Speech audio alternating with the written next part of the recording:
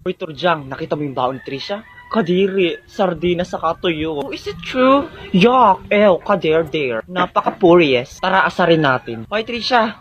Yuck, ano yan? Sardinas? Hindi, lechon yan. Bobo ka? May pakigamit naman ng mata, sayang. Nakikita mo ng sardinas, tatalong mo pa.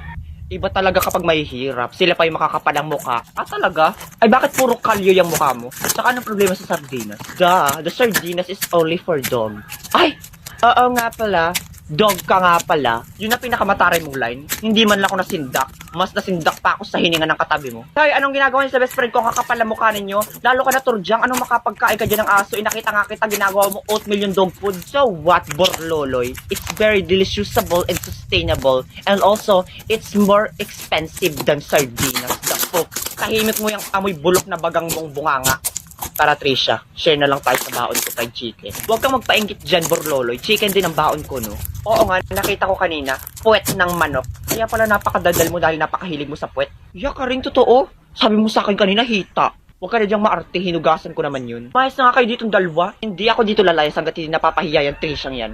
Guys, listen. Tingnan niyo yung ulam ni Trisha. Ha, sardinas at tuyo, kadiri. Oo nga, tapos narinig ko, farmer lang yung parents niya. Kade, ang kapal ng mukha mo. Bitawan mo si Turjang, baklang ulik bak. Isa ka pa. Ayan, kainin mo yan lupa. Total mukha ka naman bulati. Aray! Subukan niyo pang asarin yung best friend ko. Hindi lang yung aabutin niyo. Best, tama na. Ako nang bahala. Hoy, anong problema sa pagiging magsasaka ng mga magulang?